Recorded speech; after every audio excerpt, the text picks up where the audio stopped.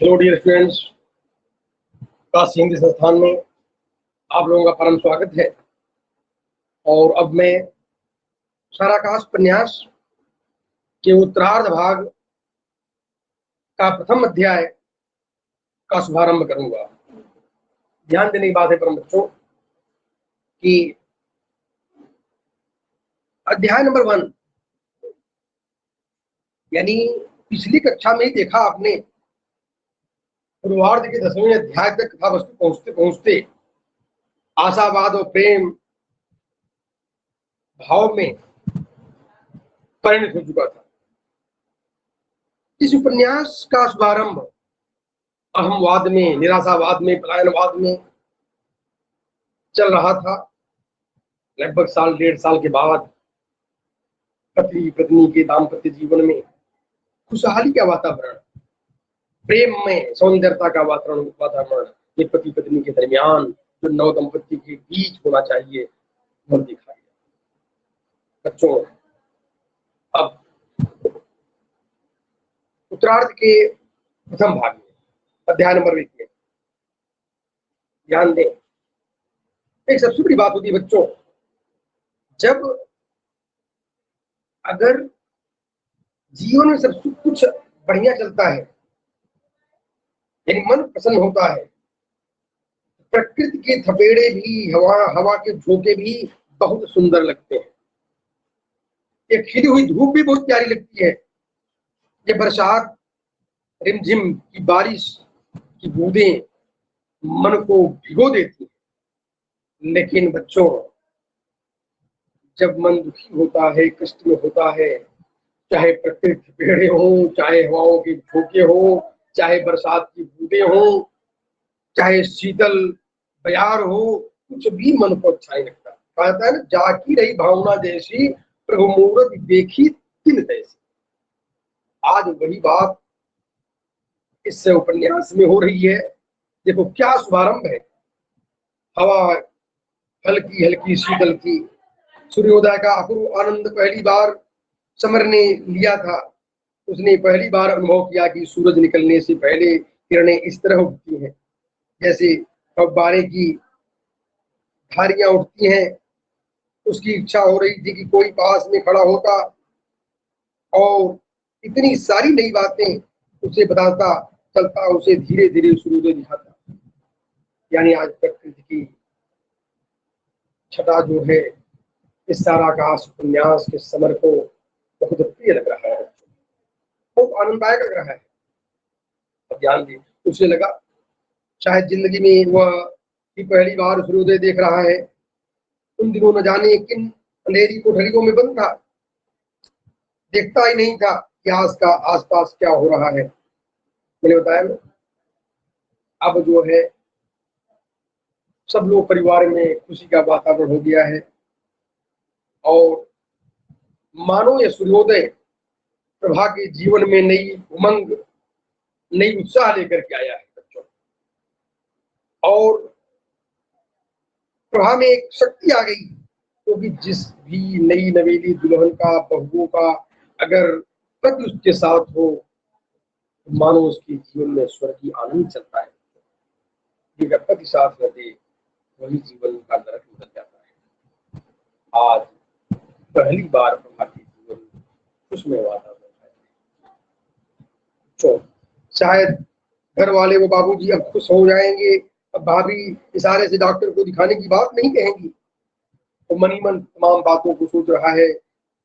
जब प्रभा उठकर गई तब न उसने उसकी ओर देखा, न वही उसके मुख की ओर देख पाया। तो प्रभा के लिए पोस्ट कार्ड लेने निकल पड़ा। जमादार सड़कें साफ कर रहे थे, दूध वाले साइकिल पर टंकियां टांगे दूध का वितरण कर रहे थे। एक जगह उसने देखा कि दूध वाला जब लुटिया भरकर टंकी से दूध निकालता है तो किस तरह उसकी लुटिया या उंगलियां से दूध बूंद बूंद ढुकता है। ऐसा नहीं था कि वह उसने पहले नहीं देखा होगा, पर मन व्यग्र होने का कारण कभी ध्यान ही नहीं दिया। तो आज प्रसन्न था, अपने आनंद को व्यक्त करना चाहता था। बहुत अधिक बेचैनी के बाद आज उसे शांति मिली थी, जैसे युगों के प्यासे व्यक्ति को स्वच्छ जल का झरना दिखाई दे गया। तो आज जो रास्ते में चल रहा है, वाले लोग जो दूध वितरण कर रहे हैं, दूध वितरण करते समय जब उनकी हाथ में दूध लग जाता है डुबो करके, वो दूध दूध दूध की बूंदें एक एक करके जो गिरती है, क्या सौंदर्यता दिखती है। आज ये सारी सौंदर्यता उसे अच्छी लग रही है। इसके पहले कभी ध्यान नहीं था कि वो दुखी था, उसकी आत्मा रो रही थी। लेकिन आज यानी यही होता है बच्चों, मनुष्य के जीवन में अगर घरेलू वातावरण प्रेममय हो, सब कुछ ठीक ठाक हो, तो निश्चित रूप से पूरा वातावरण बदल देता है। आज यही स्थिति मैं इस उपन्यास के नायक में देख रहा हूँ। पति पत्नी के बीच अगर सुंदर माहौल हो, मिठास का वातावरण हो, वह दाम्पत्य जीवन उसमें और स्वर्गीय हो, यानी स्वर्गीय आनंद को देने वाला। ध्यान दिया, जोर जोर से आवाजें लगाकर समर ने दिवाकर को जगाया। उसने दरवाजे से मुंह निकाल कर कहा कि रात 11 बजे गया और सवेरे 7 बजे ही आ धमका। फिर उसने मजाक में कहा कि तेरी बीवी मायके में है, फिर तू बीवी वालों के आराम में कहीं दखल क्यों डालता है। यह मजाक उसके मन ही मन को गुदगुदा कर गया। दिवाकर को उसका चेहरा चमकता हुआ लगा। उसने बैठक खोल दी, वह बैठ गया। दिवाकर की माताजी का मुंह तभी अभी तक खुला हुआ था। दिवाकर ने कहा कि उसने एक भी घर ऐसा नहीं देखा जहां सास अपनी बहू से खुश हो। समर को अपना घर याद आया, जहां एक ओर प्रभा और दूसरी ओर उसे ताने देती हुई अम्मा और भाभी थी। न उसकी आंखें भीग गईं, क्योंकि उसे रोती हुई मुन्नी के शब्द याद आ रहे थे, भैया भाभी से बोलो। उसके शब्दों के प्रतिनिधि यानी प्रतिध्वनि से उसके अस्तित्व का अणु अणु गूंज रहा था। वह मुन्नी को बताना चाहता था कि वह उसकी भाभी से बोल पड़ा है। यानी बच्चों, आज वो मन ही मन खुश है कि मुन्नी ने जो उसे जो भाव दिया था, ये परामर्श दिया था, भैया भाभी से जरूर बात करना, कि उसके जीवन में जो दुख आया था वह नहीं चाहती थी कि भाभी के जीवन में भी वैसा ही दुख आए। ध्यान दें, मुन्नी अब तो नहीं है, लेकिन मुन्नी की बात को वो मान लिया है, बात कर रहा है। ध्यान देने की बात है। इस बीच दिवाकर ने बताया कि उसके चचेरे भाई अगले दिन आने वाले हैं, वह उनको उनसे मिलवाएगा। दिवाकर ने कहा, इतना घूमा है उन्होंने भी कोई शहर नहीं छोड़ा। उसने समर से कहा कि वह अपनी छोटी वोटी कटवाए, वे ढोंग वोंग को नहीं मानते हैं। समर और दिवाकर में चोटी से शुरू होकर मंदिर तक की बहस हुई। समर ने भारतीय संस्कृति की श्रेष्ठता के बारे में दृढ़तापूर्वक अपने विचार प्रकट किए। तभी उसे प्रभा की गणेश जी की मिट्टी का ढेला समझकर बर्तन मांज लेने की बात याद आ गई। उसने सोचा कि उस दिन का उसका व्यवहार सर्वथा अनुचित नहीं था। शायद उसके पास ईमानदारी के उसके अनुचित व्यवहार की कोई सफाई नहीं। बच्चों, ध्यान देने की बात है, आज पुरानी बातों को याद करता है। समर जोरदार तरीके से भारतीय संस्कृति का जारी है, जो तक है। आगे ध्यान दें, दिवाकर उसका परम मित्र है, खास मित्र। दिवाकर ने आवेश में से कहा, देसीपन के नाम पर कार्टून जैसी सूरत बनाए रखना उसे पसंद नहीं। ऊंची नीची बिना स्त्री के बतलून था, गंदी चौड़ी कमीज या अंग्रेजी ढंग से कटे बालों से लटकती लट्टू जैसी कांट वाली चोटी की देसीपन है तो उसे दूर से ही प्रणाम है। समर दिवाकर को कैसे समझाए कि उसके पास और दूसरे कपड़े नहीं है। उसे वहां की चिलियां लगी धोती का ध्यान आया। प्रभा का चेहरा सामने आने पर दिवाकर को बकवास भूलकर उसने उससे चलने की अनुमति मांगी और 2 पोस्टकार्ड भी मांग ली।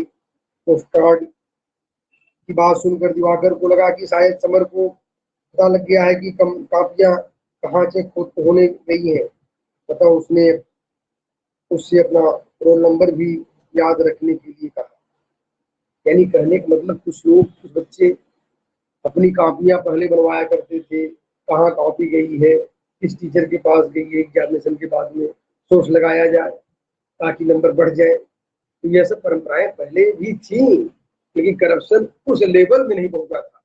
पहले बच्चे सोर्स लगाकर कुछ काम कराने का प्रयास करते थे, अब तो गैर काउंसिल कुछ नंबर बढ़ा दिया करती है। यानी जैसे कोरोना काल में जब बच्चे जो पास हुए हैं, मुफ्त में ही पास हुए, बिना प्रयास किए, बिना मेहनत किए सब पास हो गए। तो बच्चों, ये समय समय का अंतर होता है। खैर, आगे ध्यान दें। दिवाकर ने बताया कि उसके पिताजी तो उसे थानेदारी में भेजना चाहते हैं, पर वो नहीं जाना चाहता है। समर ने कहा कि उसकी तो पढ़ाई रुकी समझो, अब यदि कहीं 50-100 की नौकरी मिल जाए तो काम चले। वह नौकरी खोज रहा था। उसने दिवाकर से उसके लिए नौकरी ढूंढने के लिए कहा। दिवाकर ने कहा कि अच्छी डिग्री होने पर ही अच्छी नौकरी मिलेगी। पोस्ट कार्ड देते हुए दिवाकर ने समर से फिर पूछा कि वो इतना खुश क्यों है। समर ने मुस्कुराते हुए कहा कि वह आ गई है और वह चला आया। यानी पोस्ट कार्ड लेकर तो वहां से चला आता है, बता देता है कि उसकी पत्नी वहां आ गई। ध्यान देने की बात है। प्रभा से बोलने के कारण समर में जो झेप थी वो संध्या तक दूर हो गई। बरसों बाद जी हल्का हुआ था। प्रभा के प्रति उसके मन में दया थी। सबसे अधिक आश्चर्य उसे भाभी पर होता था, जो सास होने के बाद जो सास होने के बाद तो न जाने कितनी जुल्म ढाएगी। इधर उधर भटकने के बाद 2 बजे घर पहुंच गया। पिताजी के पूछने पर कहा कि नौकरी वगैरह के लिए दिवाकर के पास गया था। तो चौकी में पहुंचा। प्रभा ने खाना परोसा। उसके चेहरे पर अजब संतोष की आभा थी। वह प्रभा की आवाज सुनना चाहता था। खाना रखकर जब वह जाने लगी तो उसने देखा कि उसकी धोती जगह जगह से फटी थी, पहनने लायक नहीं थी। शायद यानी शादी में मेरी धोतियां कहाँ गई। उसने तो उसकी उपेक्षा की ही है। अम्मा ने भी यह सोचना छोड़ दिया है कि उसे भी किस चीज की जरूरत पड़ती है। भाभी ने 4-6 धोती छिपा कर रखी होगी, पर वह क्यों देने लगी। जनवरी फरवरी का जाड़ा इन कपड़ों में उसने कैसे व्यतीत किया होगा। प्रभा बड़ी कमजोर हो गई थी। आंखों के चारों ओर काले घेरे बन गए थे। पैरों में डिबाइयां झाग रही थी। रात दिन काम करते करते हाथ काले हो गए थे और सूख गए। ध्यान देने की बात है बच्चों।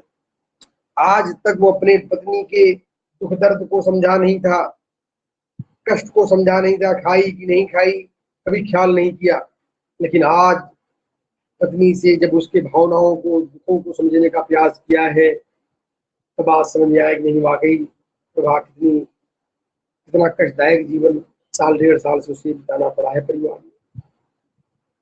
माता जी यानी उसके शायद आवश्यक चीजों को समझ नहीं पाई, आवश्यक मन चीजों को साथ दे नहीं पाई।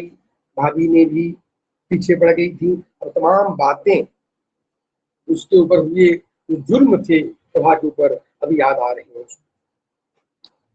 थाली यानी थाली का जो भोजन मिला था, थाली को बहुत ही धीरे सरका कर, जिससे प्रभा को बुरा न लगे, समर उठ खड़ा हुआ।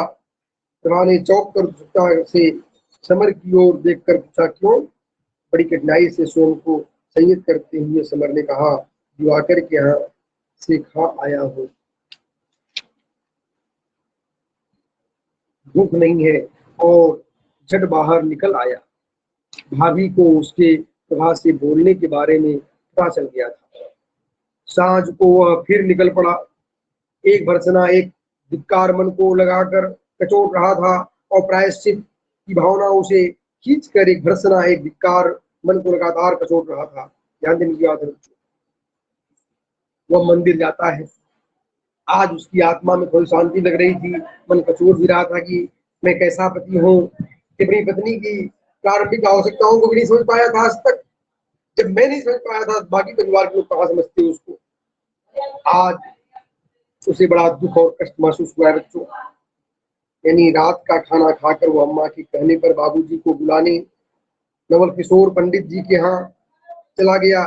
बाबूजी कुर्सी पर बैठे अपने साथ के 3-4 लोगों को भारतीय सभ्यता की विशेषताओं पर भाषण दे रहे थे। बीच में बात रुकने पर समर ने झिझकते हुए कहा कि उन्हें घर बुलाया गया है। अंदर पंडित जी की बहू बच्चों को खिला रही थी। समर उसे लेने गया। पंडिताइन ने उसकी आवाज सुनकर बाहर आकर कहा, हमने सुना तू अपनी बहू से बोलता नहीं था, अब बोलने लगा है। वे अपने बहू बेटे की बुराई भी कर रही थी। मंदिर की मलाई वे लोग अपने पास ही रखते हैं। बहू बेटे ने उन दोनों की बड़ी दुर्दशा कर रही थी। वे दो रोने लगी। उनके बेटे बिशन की बहू ने सास की तरफ ठेंगा दिखाकर मुस्कुराते हुए बच्ची उसे दे दी। यानी कहने का मतलब है बच्चों, घर घर की कहानी एक ही है। हर जगह सास और बहू में संघर्ष चल रहा है, लेकिन बेटों को चाहिए कम से कम माता पिता का ख्याल रखें, बूढ़े माता पिता का, यानी जो उनकी प्रारंभिक चीजें कम से कम उन्हें प्रदान करने का प्रयास करें। ये लड़कों का भी जिम्मेदारी बनता है बच्चों। लेकिन यहाँ पर पंडित जी भी दुखी थे, पंडिताइन भी दुखी थी, क्योंकि लड़के और बहू यानी उनकी ओर ध्यान नहीं दे रहे थे। इसके बाद ध्यान दो बच्चों, अब हम लोग अध्याय नंबर 1 यही समाप्त हो जाता है। अध्याय नंबर 2 में हम पहुंच चुके हैं। अध्याय नंबर 2 ध्यान से आप लोग सुने, बहुत ही महत्वपूर्ण है। रात को प्रभा ने समर को बताया कि उस दिन, यानी पुरानी बातों को प्रभा बता रही है, कितना कष्ट और दुख झेलना पड़ा उसे, कितने कष्ट को झेलना पड़ा था, कैसे कैसे जिंदगी में उसके सब कुछ हुआ। ये सारी बातें प्रभा भी बता रही है और समर सुन रहा है। रात को प्रभा ने समर को बताया कि उस दिन नमक इसलिए तेज हुआ था क्योंकि भाभी ने मुट्ठी भर नमक चुपके से दाल में डाल दिया था। यह सब मुन्नी ने देखा था। वो रात गिले शिकवे दूर करने की रात थी। समर जानना चाहता था कि सुहाग रात के दिन न बोलकर प्रभा ने उसका अपमान क्यों क्यों किया। बड़ी कठिनाई से प्रभा को वह बात बताने के लिए तैयार किया। उसे आश्चर्य था कि उस दिन का व्यवहार समर को अपना अपमान लगा था, पर उसने ऐसा नहीं किया था। शायद यह उसके भाग्य में लिखा था, जो सो हो गया। समर ने प्रभा का हाथ अपने हाथ में ले लिया और उससे उस रात न बोलने का कारण बताने का अनुरोध जारी रखा। उसने बताया कि हफ्तों से जागने की थकान थी, बहुत बदन टूट रहा था, तबीयत बड़ी उदास थी। जरा जरा सी देर बाद घर को याद आ रही थी। मुन्नी बीबी ने अपना किस्सा सुनाया तो मन और भी बेचैन हो गया था। वही तो यहाँ उससे बातें करती थी। फिर संयोग से उसी दिन खिड़की के सामने वाले घर में वह चावल की बहू जलकर मर गई थी। और भी एक दो बातें ऐसी हो गई थी कि रोना आ रहा था। समर की शादी करने की अनिच्छा के बारे में भी यह जान चुकी थी। सारे हौसले तो यूं ही मर गए थे। क्या बात करती है, बात भी सही है बच्चों। ये तमाम जो घटनाएं घटी, इन तमाम घटनाओं के कारण वो बात नहीं कर पाई थी। आज सारी बात बता दी। लेकिन अगर पहले ही समर से पूछा होता, बात किया होता, शायद इतनी बड़ी कठिनता और संघर्ष बेचारी प्रभा को नहीं झेलना पड़ता। ध्यान देने बात है, समर सही सही सब जानना चाहता था। तो प्रभा की गोद में लेट गया। प्रभा भावुक होकर रोने लगी। कोठरी के अंधेरे में उसके आंसुओं की दो बूंदें समर के चेहरे पर पड़ी। वह चीख उठा। क्या वह रोती ही रहेगी? उसने उसके आंसू पोंछने के लिए उसके गाल पर हाथ रखा तो चौंक कर हटा लिया। उसे थप्पड़ वाली बात याद आ गई थी। रोशनी होती तो देखते कि उसके उस दिन के थप्पड़ के निशान बाकी है या नहीं। फिर उसने पूछा कि अम्मा जी और भाभी इससे इतना नाराज क्यों रहती हैं? समर ने उसे अपनी कसम देकर सच्चाई पूछनी चाहिए। कसम देने की बात उसे अच्छी नहीं लगी। वो झुंझला गई थी। प्रभा ने अपने हाथ को समर के उलझे बालों में फिराना शुरू किया। उंगली चलाती हुई वह बोली कि अम्मा, बाबूजी के नाराज होने का कारण साफ है। रुपया, पैसा, अच्छा जेवर, कपड़ा कुछ भी तो नहीं ला सकी। यानी कहने का मतलब बच्चों यहाँ स्पष्ट है कि आज भी गांव में या बहुत से शहर में भी बहुत ऐसे लोग हैं, जब बहू दहेज लाती है, तमाम सामानों को लाती है, तो इज्जत होती है ससुराल में। बहुत से लोग ऐसे कि बहुत से लोग उसकी गुणवत्ता को, उसके यानी शिक्षा दीक्षा को महत्व देते हैं, वो देना भी चाहिए महत्व। लेकिन यहाँ पर पुराने ख्याल को ठाकुर साहब के परिवार को दिखाया गया कि किस प्रकार से लोग दहेज लोभी हैं और ससुर, सास, जेठानी सभी के सभी प्रभा को नीचा दिखाने के लिए दहेज की बातें ही किया करते हैं। रुपया, पैसा, अच्छा जेवर, कपड़ा कुछ भी तो नहीं ला सकी। पढ़ाई भी दुश्मन बन गई। मुन्नी बीबी ने दबी जबान से तो प्रचार किया कि बहू कुछ न लाई हो, पर बड़ी बहू से लाख दर्जा अच्छी है देखने सुनने में। अम्मा जी भी इस बात से सहमत थे। बस भाभी को नाराज करने के लिए ये दो तीन बातें काफी थी।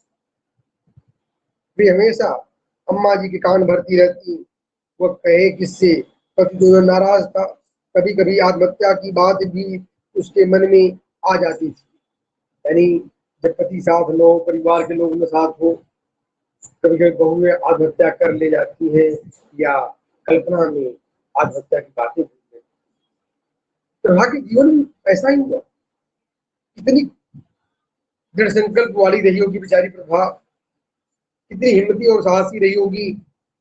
आप लोग कल्पना कर सकते हो बच्चों, इतना दुख झेली, इतना कष्ट झेली, फिर भी कोई बोलने वाला नहीं, बात करने वाला। उसने 24 घंटे सुबह भोर से उठकर रात 11 बजे तक काम करना, और कोई यह पूछने वाला नहीं गिलास पानी पी कि नहीं पी, खाई कि नहीं खाई, कपड़े हैं कि नहीं है, उसके ऊपर क्या बीत रहा होगा। आज यह बात समझ में आ रही है। ध्यान नहीं हुआ। समर ने उसके मुंह पर हाथ रख दिया। उसने सिर झुकाकर उसके ठंडे थपड़ाए ओठों को चूम लिया। उसे अपने ऊपर अपने पूर्व व्यवहार के कारण ग्लानि हो रही थी। उसने प्रभा से कहा कि वह इस बार उसकी इस गलती को माफ कर दे, और वह यह वायदा किया कि भविष्य में वे दोनों कभी नहीं लड़ेंगे। उसने प्रभा से उस दिन छत पर रोने का कारण जानना चाहा।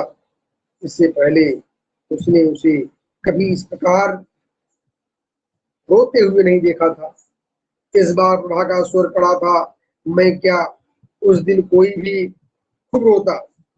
इतनी बड़ी हो गई, अभी तक चरित्र पर किसी ने एक शब्द नहीं कहा। उस दिन जो सुना, जिस दिन तुम भी मेरे चरित्र पर संदेह करोगे, उस दिन जहर खा लो।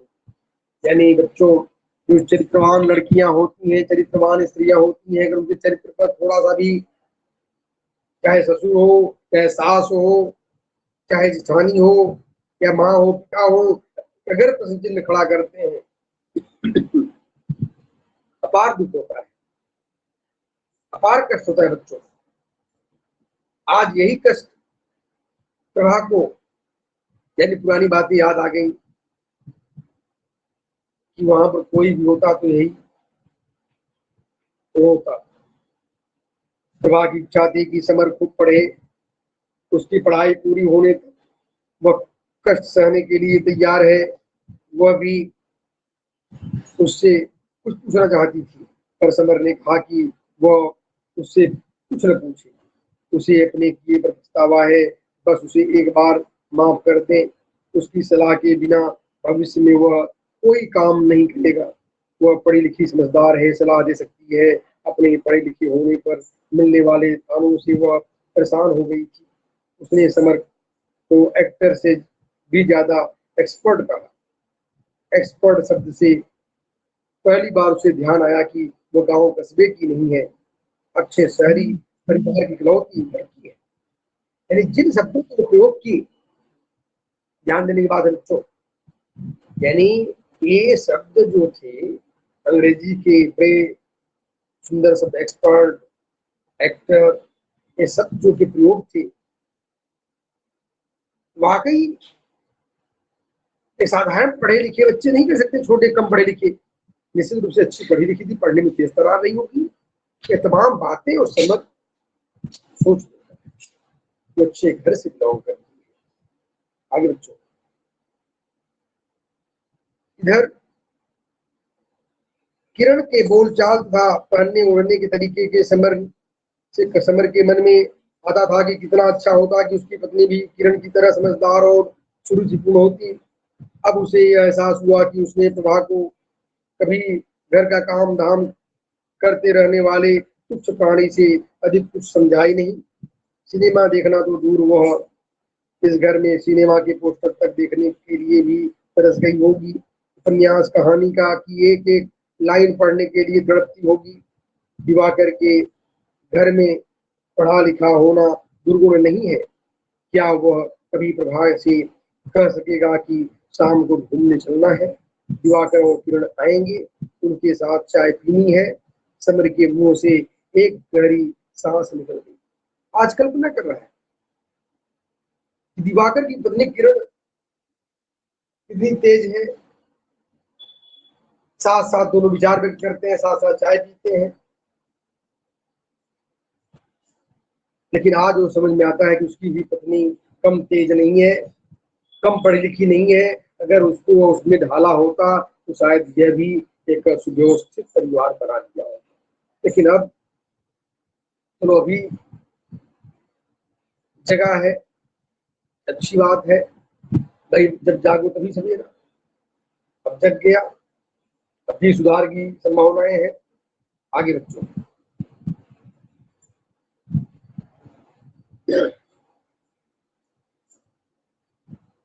प्रभा ने उसे झकझोर कर कहा, क्या सोचने लगे? उसे लगा कि शायद एक्टर वाली बात बुरी लग गई है। वह कहती रही कि उसे बहुत बकबक करने की आदत है। अपनी कक्षा की शैतान लड़की थी वह, और उसकी दोस्त सोचती थी कि वे शादी नहीं करेगी, गांव गांव जाकर स्त्रियों को पढ़ाएगी, सारे हिंदुस्तान का पैदल टूर करेगी, नए नए गांवों शहरों में तरह तरह के लोग मिलेंगे, उनकी बातें खत्म ही नहीं होती। यानी बच्चों, वाकई अपने जमाने में अच्छी बोलने वाली थी, अच्छी वक्ता थी प्रभा। परिस्थितियां व्यक्ति कब कैसे बदल देती हैं, कोई ठीक नहीं होती बच्चों। इसीलिए मैं भी कहता हूँ ऊंची पढ़ाई कर लेनी चाहिए बच्चे बच्चियों को।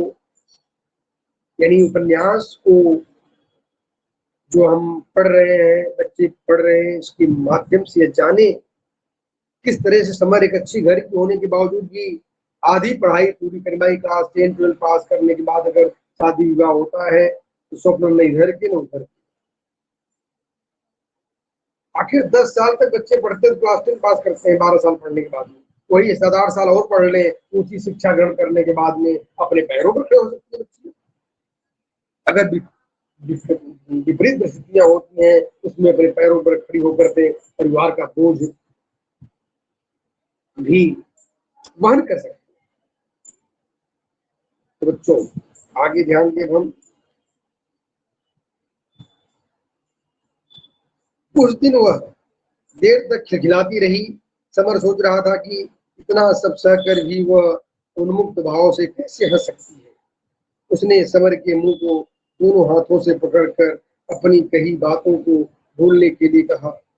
उसने कहा कि वह चाहती है कि उसका पति खुद कहे था, वह उनके कहने के अनुसार चलेगी। दिवाकर चाहता था कि समर 3rd ईयर में एडमिशन ले, परंतु भाई साहब और बाबूजी का कहना था कि उसे नौकरी करनी चाहिए, इससे घर वालों को कुछ मदद मिल सकेगी। समर क्या करे, इस संबंध में वो प्रभा से सलाह लेना चाहता था। प्रभा भी क्या कह सकती थी, निर्णय समर को ही करना था। वह देश में फैली बेरोजगारी की समस्या से अवगत था। इंटर तक की शिक्षा का वह कुछ खास महत्व नहीं था। क्लर्क की नौकरी ही बड़ी कठिनाई से मिल सकती थी। क्लर्क की नौकरी करने पर जीवन निर्वाह भी ठीक से नहीं हो सकता था। प्रभा ने घर की स्थिति को देखते हुए किसी स्कूल में मास्टरनी बनने की बात कही। समर ने कहा कि वह यह बात भूल कर भी किसी से न करे। ध्यान देने की बात बच्चों, आज समर को मालूम हुआ कि वह भी अपने जमाने में स्वप्न देखी थी मास्टरनी बनने की, लेकिन मास्टरनी बनने का उसका स्वप्न पूरा नहीं हो पाया बच्चों। बड़े दुख की और कष्ट की बात थी बच्चों, और बहुत दुखों को कष्टों को झेली है। लेकिन होता है ना, कभी कभी अपने स्वप्न को, अपनी कल्पनाओं को परित्याग कर देना पड़ता है, परिस्थितियां ऐसी आ जाती है। आगे ध्यान दे, उसे ख्याल आया कि दिवाकर और किरण किसी दिन प्रभात से मिलने उसके घर न आ धमके बिठाने के लिए जगह नहीं, खातिरदारी कैसे करेंगे। समर ने कहा कि कभी मन होता है कि किसी के कहने की चिंता किए बिना मन लगाकर पढ़ूं और अच्छी नौकरी पाने पर घर वालों की भी अच्छी तरह सहायता कर सकूंगा। माता पिता के प्रति अपने फर्ज को याद कर वह भावुक हो गया। यानी वो समझने लगा कि पत्नी के प्रति भी हमारा दायित्व है, माता पिता के प्रति भी दायित्व है। बात भी सही बच्चों, संबंधों को कैसे निभाएं यही तो जीवन है, यही तो कला है।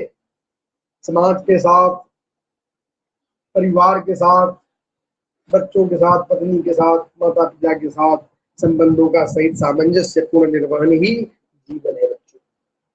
आगे अब बात करते करते जो होता है ना, जब प्रेममयी बातें हो रही, दोनों रात भर खूब बातें करते, बात करते करते सवेरा हो गया। ध्यान दो, अब फिर इसके बाद में बाहर के शब्द सुनाई पड़ने लगते हैं। अब फिर बेचारा उठकर चला जाता है। अध्याय नंबर 2 उत्तरार्ध का यहीं पर समाप्त हो गया बच्चों। अब मैं उपन्यास के तीसरे नंबर अध्याय की ओर अग्रसर हो चुका हूँ। यानी इस तरह से एक करके मेरा प्रयास है कि 2 क्लास और मैं लूंगा, इस उपन्यास को समाप्त कर दूंगा। इसके बाद मैं जो नाटक है आषाढ़ का एक दिन, उसको भी समाप्त करने के बाद फिर आप लोगों के प्रश्न और उत्तर एग्जाम में कैसे आएंगे, चाहे सेकेंड टर्म का एग्जाम हो चाहे फर्स्ट टर्म की एग्जाम की व्याख्या करूंगा।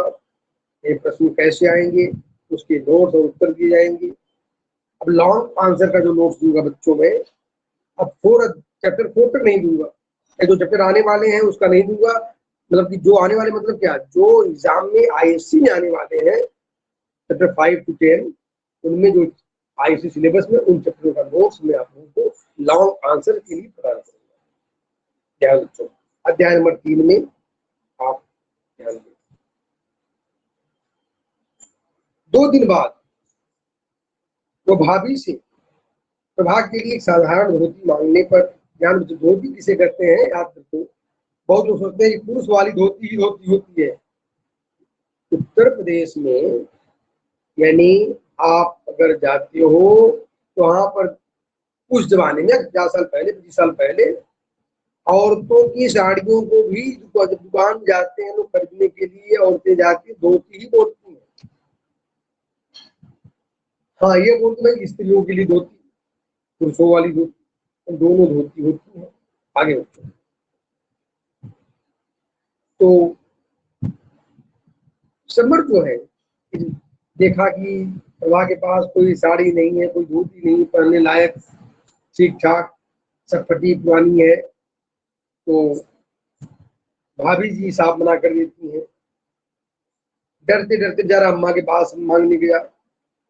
अम्मा भी जोर चिल्लाकर कहने लगती हैं, अरे तू हिसाब मांगने आया है, उसकी शादी हुई थी, गौना आया, ससुराल से धोती मिली थी, तुम मुझसे हिसाब। भाई जब माँ जोर जोर बोलने लगती है बच्चे चुप हो जाते हैं। बेचारा समर चुप हो गया, यानी अब क्या बोलता हुआ। और माँ उल्टे तीखे स्वर में कहती हैं, कमाने धमाने की कौड़ी नहीं और बहू की तरफदारी को शेर, शर्म नहीं आती, तू है इस बेहयाई पर। माँ इस तरह से बात करती है, समर को बात थोड़ी सी लग जाती है बच्चों, बात स्वाभाविक भी है। इसके बाद बाबूजी, ध्यान देने बात है, बाबूजी भी भड़क गए थे। बाबूजी सब बातें के बोले। किसी तरह समर निकल कर, यानी समर जो है वहां से बाहर आया। बाहर आकर अपने मित्र के पास जाएगा। भाई सोच लिया, प्रतिज्ञा कर लिया कि पढ़ाई भी करेगा, नौकरी भी करेगा, नौकरी ढूंढनी है चाहे जैसे भी, हर कीमत पर। वो अपने मित्र समर के पास जाकर अपनी समस्याओं का निदान ढूंढने का। बच्चों ध्यान दीजिए, समर को गुस्सा आ रहा था। वह कल्पना करने लगा कि काश उसे कोई गड़ा हुआ खजाना मिल जाता तो उसकी नाक तक रुपया लाकर ठूस देता और कहता, लो जवाओ। वह कल्पना तो कल्पना ही होती है। वह टूट गई और हकीकत सामने आ गई। उसने अपने मैट्रिक के सर्टिफिकेट को गोल मोल करके जेब में रखा और एम्प्लॉयमेंट एक्सचेंज चला गया। अब उसे अपना भाग्य आजमाने की इच्छा हो रही थी। वहां मेले जैसा कोलाहल था, बहुत भीड़ थी। भीड़ के किनारे जाकर खड़ा हो गया। किसी ने कंधे पर हाथ रखा और कहा, कहिए स्वयंसेवक जी। पर उन सज्जन को पहचानने में गलती हुई थी। भीड़ का कारण पूछने पर उन्होंने बताया कि मजदूरों और क्लर्कों की भर्ती है। सामने बोर्ड पर अनेक नौकरियों के नाम के आगे क्रॉस लगे हैं। बढ़ई 10, मजदूर 50 और 30 क्लर्कों की आवश्यकता थी। और भीड़ इतनी थी कि अंदर जाना भी असंभव था। 63 पदों के लिए 3000 ज्यादा उम्मीदवार। उसका नंबर कहाँ आता, क्योंकि इसमें कोई एम्प्लॉयमेंट ऑफिसर का भांजा होगा, कोई भतीजा। थोड़ी दूर साथ साथ लौटने पर उन साहब ने निर्माण के लिए इंजीनियर, डॉक्टर, मशीन चलाने वाले लोग और वैज्ञानिक चाहिए। सच तो यह है कि उन्हें किसी की जरूरत नहीं है।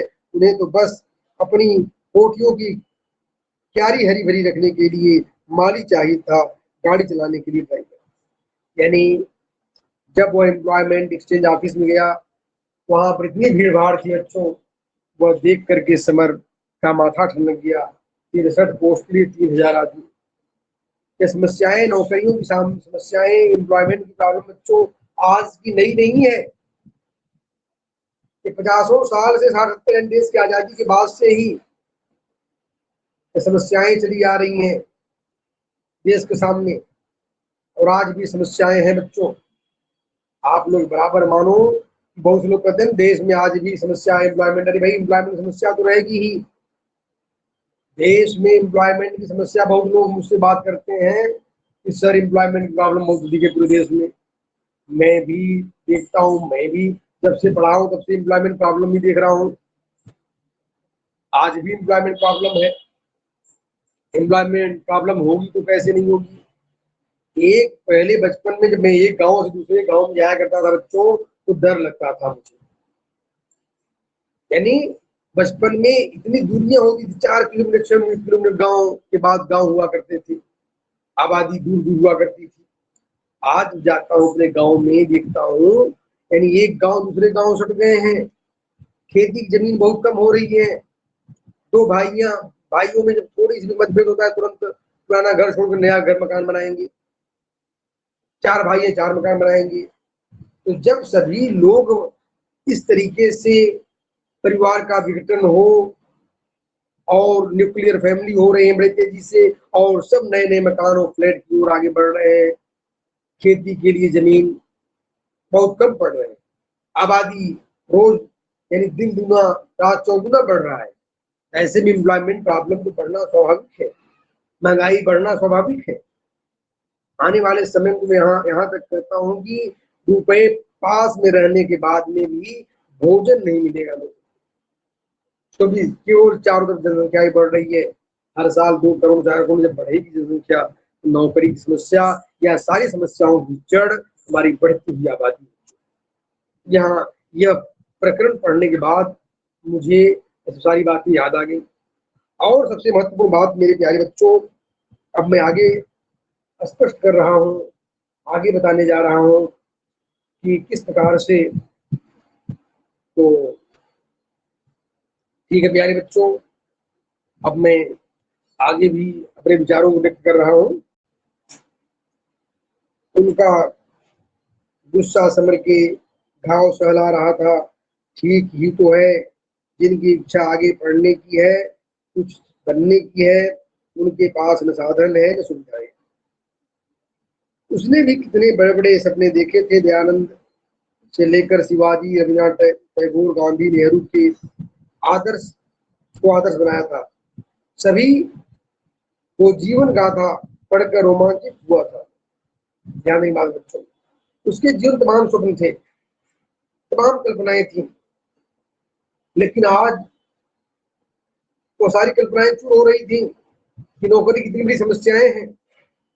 तो जब बच्चे प्रैक्टिकल लाइफ में आते हैं बच्चों, जब तक लोग प्रैक्टिकल लाइफ में नहीं आते हैं तब तक बड़ी ऊंची कल्पना होती है, ये कर देंगे वो कर देंगे। लेकिन जब आप कंपटीशन में आते हो बच्चों, उस समय कंपटीशन पास कर जब ऊंचे पद पर आते हो तब मालूम पड़ता है कि यहाँ कितना परिश्रम होता है। जो लोग किसी सोर्स से हो गए, पैसे देखकर रिश्वत से हो गए, वे लोग पद का महत्व नहीं समझते बच्चों। ध्यान देने की बात है कि उसने बाधाओं को डट कर सामना करने का संकल्प किया था। प्रभा को भी उसने अपने मार्ग की बाधा माना था। उससे बात न कर वह स्वयं को कितना प्रसन्न अनुभव कर रहा था। उसे लगा था कि भाग्य उसका साथ दे रहा है। बाधा स्वयं ही हट गई थी, पर ये सब बातें काल्पनिक और निराधार। आज को समझ आया बच्चों किस प्रकार से उसके जीवन कल्पनाएं कल्पना थी। जब आज जॉब की खोज में आज बाहर गया है तब पता चला कि नहीं, जीवन संघर्ष है। उन सज्जन ने बताया कि सफलता प्राप्त करने और महान बनने के नुस्खे स्कूलों और कॉलेजों में विद्यार्थियों के दिमागों में इस प्रकार भर दिए जाते हैं मानो इसका पाठ पढ़ने के बाद लड़का पहला काम वह करे कि जवाहरलाल नेहरू बन जाए। फिर बाद में नहाए खाए 50 और 100 रुपए पाने वाले गोबर गणेश मास्टरों को यह नहीं सोचता कि यही पाठ उन्होंने भी पढ़ा था और महान बनते बनते इस स्कूल के हेडमास्टर की नकार खाने आना पड़ा। यानी वो मजाक के तौर कल्पना के तौर पर सोच रहा है कि स्कूल में अध्यापक कितना संघर्ष करते हैं, क्या कल्पना की होंगी। फिर आजकल तो स्कूलों में बच्चों अच्छी सैलरी हो गई, अच्छा सब कुछ परिवर्तन हो गया है। अब तो स्कूल का अध्यापक बनना भी बहुत गर्व की बात है। आगे बच्चों इस जमाना था कि स्कूल में अध्यापक बनने पर भी लोग यानी अध्यापक लोग भी बड़े फाइनेंशियल क्राइसिस में गुजरते थे। आगे बच्चों ध्यान देने की बात है। दोपहर बाद समर जब घर आया तो अमर डाकिये से पत्र लेकर अंदर जा रहा था। समर ने उससे वह पत्र लिया। पत्र जोधपुर से प्रभा की मित्र रमा का था। पत्र लेकर वह भीतर आया। उसने देखा कि प्रभा एक कोने में बैठी आटा छान रही थी। पत्र देखते ही वह उलझ पड़ी। समर के कहने पर भी उसने पत्र नहीं पढ़ा और उसे संभाल कर अपने संदूक में रख देने के लिए कहा। उस दिन उसने पति से कहा कि उसने खाना क्यों नहीं खाया। वह तो जरा से गुस्से में नहीं खाते और उनके लिए वह भी भूखी बैठी है। जब समर को पता चला कि प्रभा ने खाना नहीं खाया तो उसकी असफलता, थकान और मन की सारी दुकान पिघल गई। खाना मांगने पर उसने कहा कि आधा घंटे में ताजा खाना बन जाएगा, बासी तो खाऊंगी। उसने कहा यह चाबी लो पर बक्से में अधिक उथल पुथल मत करना। यानी उदानती वाले पत्र होंगे, अगर वो पढ़ेगा तो उसको कष्ट होगा। तमाम बातों को तो बता देती है।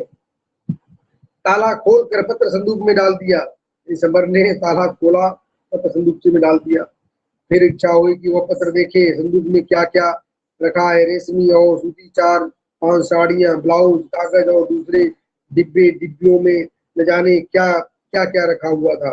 महान महिलाओं के जीवन चरित्र पर एक ही पुस्तक, गांधी जी की आत्मकथा और मेहनत यानी प्रेमचंद की रंगभूमि आज किताबें थी, सब पर भेंट के साथ साथ उनके हाथ भी लिखा था प्रभा, यानी अपनी हैंडराइटिंग से वो लिखी थी प्रभा। रंगभूमि में एक पत्र रखा था, भेजने वाले का नाम प्रभा था। साल भर बाद समर ने अपनी पत्नी का लेख देखा तो जल्दी में लिखा होने पर भी सुंदर था। समर ने देखा वो पत्र रमा के लिए लिखा गया था, जिसमें प्रभा ने विद्यालय की बातों की चर्चा की थी। संसार की हर अच्छी चीज को चाहने की कल्पना, वे भावुकता भरे सपने। किसी भी लड़की की शादी होती तो सोचा करती थी कि मेरा पति तो प्रोफेसर होगा, कहीं अफसर होगा, किसी बड़ी कंपनी का मैनेजर होगा। क्या क्या कल्पनाएं की थी सुखी गृहस्थी की, पर सब कितना झूठा था। कल्पनाएं सच नहीं होती। हमारी हर हंसी पर भाग्य दांत पीसता है। हम रोते हैं तो वह खिलखिलाता है। कविता में बोलूं तो कहूंगी कि उन सभी बचपने के सपने के दिए आज यथार्थ के विषय धुएं में घुट घुट कर बुझ गए। नई नई मुसीबतें देखकर अब तो सिहरन तक नहीं होती, लगता है हृदय जमकर पत्थर हो गया है। यानी बच्चों, एक जमाना था, वहाँ कितनी कल्पनाएं की थी वो भी, मैं ये बनूंगी, मेरी शादी यहाँ होगा वहां होगा। हर नवयुवती अपने जीवन में बहुत सारी कल्पनाएं करती हैं, उनका जीवन ऐसा होगा वैसा होगा। नवयुवक भी बहुत कल्पनाएं करते हैं, लेकिन उन्हीं नवयुवतियों और नवयुवकों का कल्पना पूरा होता है या तो उनका भाग्य और कर्म दोनों ही बहुत महत्वपूर्ण हो जाए, और उच्च शिक्षा ग्रहण करने के बाद अच्छी कंपटीशन पास करते हैं, मेहनत करते हैं, संघर्ष करते हैं, तो जरूर एक दिन कल्पना पूरी होती है। लेकिन कम उम्र में शादी होने वाली लड़कियों का कल्पना कैसे पूरा होगा, ये सारा आकाश उपन्यास प्रश्न लगा दिया। वहां पढ़ने में कमजोर नहीं थी, बहुत अच्छी थी, लेकिन दुर्भाग्य था कि उसका कम उम्र में विवाह हो गया। सारी कल्पनाएं धरी धरी रह गई, सारी कल्पनाएं मिट्टी मिल गई। मानो आज वो कल्पनाएं कल्पनाएं हंस रही हो उसके ऊपर, उनके दूरबीन के ऊपर। क्या कल्पना और सपने देखी थी तुमने? आगे बच्चों ध्यान देने की बात बच्चों, समर ने पत्र ज्यों का त्यों रख दिया। रात को उसने अपने बारे में प्रभा को की इच्छा जाननी चाहिए कि वो आगे भी पढ़े या नौकरी कर ले। वह चाहती थी कि समर को पढ़े, कम से कम एमए तो पास कर ले, फिर उसे कहीं अच्छी नौकरी मिल जाएगी। समर ने कहा कि वह एमए अवश्य करेगा, चाहे उसे नौकरी के साथ साथ कुछ और भी क्यों न करना पड़े। समर चाहता था कि वह उसकी हिम्मत बढ़ाती चले, वो दुनिया के सब काम कर लेगा। वह निराशावादी रहा है, क्योंकि कभी किसी ने उससे प्यार और प्रोत्साहन का एक शब्द भी नहीं बोला। उसने निश्चय किया कि घर से भी दोनों कुछ नहीं लेंगे और नौकरी तलाशने में वह पूरा दम लगाएगा। वह पूरा निराश था, बहुत निराश था, पर प्रभा के साहचर्य से वे निराशा के बादल छट गए। यानी कहने का मूल शाब्दिक अर्थ है बच्चों, आज समर के जीवन पहली बार जीवन के प्रति संघर्ष करने की अदम्य उत्साह और साहस दिख रहा है, और यह सब कुछ करने में उसकी पत्नी की बड़ी भूमिका होती है बच्चों। वैसे भी कहा जाता है परिवार में पति पत्नी दो पहिए के रूप में होते हैं। दो पहिए, ये दोनों पहियों का काम होता है एक दूसरे का साथ देना, एक दूसरे का साहचर्य प्रदान करना। आज प्रभा ने उसके जीवन में साहचर्य और साथ देना प्रारंभ किया है। आज उसको खुशी का अनुभव हो रहा है, संघर्ष करने की क्षमता अपार उसमें आई है। यह सब सारी चीजें हम इस उपन्यास तीसरे अध्याय में देखी। इस तरह चौथा अध्याय बच्चों अगली कक्षा में मैं प्रारंभ करूंगा।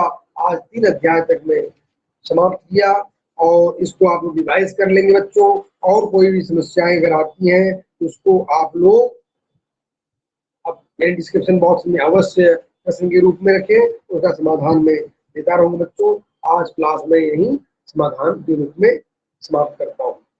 ध्यान देने की बात है, आप लोग अपनी पढ़ाई जारी रखें, खूब परिश्रम करें, अदर सब्जेक्ट में भी मेहनत करें। निश्चित रूप से मेरा पूरा विश्वास है, पिछला साल तो खैर कोरोना ने एग्जाम ही नहीं होने दिया, और अच्छे बच्चों की कल्पनाएं धरी धरी रह गई। उनको कुछ जो निर्धारित मार्क्स काउंसिल ने दिया उससे संतुष्ट होना पड़ा किसी प्रकार से। हाँ, रही बात जो मीडियोकर बच्चे थे, साधारण बच्चे थे, ऐसे बच्चों का बल्ले बल्ले हो गया। तमाम खुशियां उनको मिली, क्योंकि जितने अच्छे बच्चे नंबर पाए उतने मीडियाकर भी पाए, उतने साधारण बच्चे भी पाए। इसलिए इस साल सही जजमेंट कर पाना मुश्किल हो गया था कि कौन कितने परसेंटेज के लायक रहा। इस तरह बच्चों आज क्लास में समाप्त करता हूँ। धन्यवाद मेरे प्यारे विद्यार्थीगण।